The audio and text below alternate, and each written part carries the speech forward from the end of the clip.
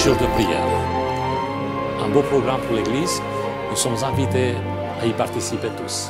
La Fédération France-Nord est très heureuse de pouvoir contribuer à ce programme avec un support, un enregistrement vidéo pour que chacun d'entre nous puisse véritablement avoir une expérience belle, forte, encourageante, 10 jours de prière.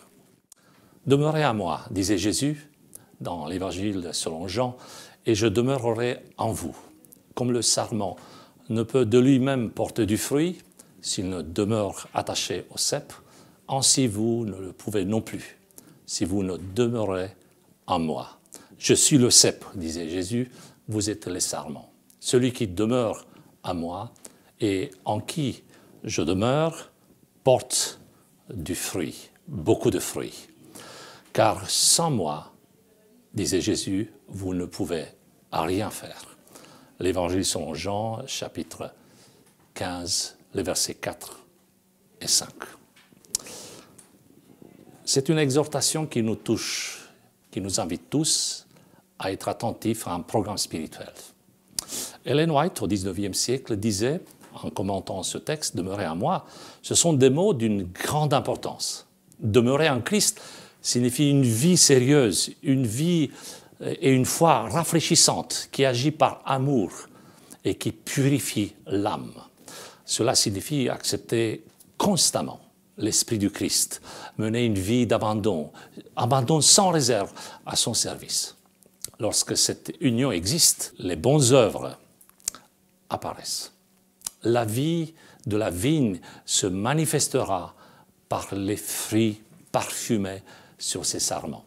C'est tellement beau comme objectif. Elle continue, la grâce constante de Christ sera pour vous une bénédiction et fera de vous une source de bénédiction. Jusqu'à pouvoir dire avec l'apôtre Paul, cette fois-ci, je suis crucifié avec Christ, ce n'est plus moi qui vis, mais c'est Christ qui vit en moi.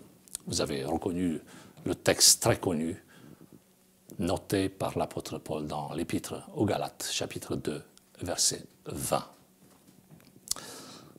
La même plume inspirée continue. Un léger contact avec Christ n'est pas suffisant. Il vous appelle à demeurer en lui. Il ne vous propose pas un bonheur éphémère qui arrive de temps en temps par la recherche effrénée du Seigneur et qui meurt dès que vous vous engagez dans les tâches ordinaires de la vie. Votre vie avec Christ rend toutes les tâches plus faciles car il porte le poids de vos fardeaux. C'est un bel idéal. Nous sommes appelés à lui faire confiance et à vivre, à rester en lui. Voici quelques suggestions de prière pour cette occasion. Louons notre Dieu car c'est Christ qui porte du fruit en nous. Une raison pour louer Christ en nous. Louons aussi notre Dieu pour la manière dont il enseigne à demeurer en lui. Nous avons plein de raisons pour le louer, car c'est lui qui nous apprend à demeurer en lui. Une vraie école. Prions pour que Dieu nous apprenne à demeurer en lui. Nous voulons apprendre tous les jours à demeurer en lui, à chaque instant, à chaque étape de notre vie. Prions aussi pour que la famille et les amis aient la volonté d'appartenir et d'apprendre à demeurer en lui. Prions aussi, c'est un sujet pratique, concret, pour l'été prochain, pour la 60e session de la conférence générale qui aura lieu aux États-Unis, à Saint-Antonio, pour que les délégués et tout ce qui sera fait et dit à cette session soit à la gloire de Dieu. Prions pour les décisions. Prions pour les personnes qui vont participer à cette session. Prions pour que les délégués eux aussi demeurent en Christ, qui se remettent totalement à lui et que l'Esprit Saint dirige toute décision.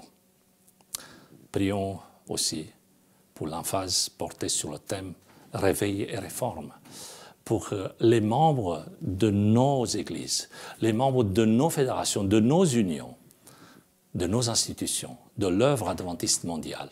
Nous avons besoin d'être solidaires et unis dans la prière. Pensons à tout ce qui sera fait, à tout ce qui sera dit dans nos réunions, dans nos comités, dans nos rencontres à la gloire de Dieu. Nous voulons rester tous en Christ, demeurer en lui. Et finalement, prions pour tous les dirigeants d'Église, pour le pasteur local, pour les membres du comité, pour les dirigeants de notre fédération, de notre union. Prions aussi pour les responsables de notre division, pour ceux de la conférence générale. Que le Seigneur puisse nous inspirer tous dans cet effort de solidarité, d'unité, et faire preuve d'une réalité, à savoir demeurer en Christ. Prions. Seigneur, nous voulons demeurer en toi. Nous voulons apprendre tous les jours à être tes disciples. Rends-nous aptes de pouvoir l'exprimer à travers nos gestes, nos paroles, et que tu puisses véritablement demeurer en nous. Au nom de Jésus. Amen.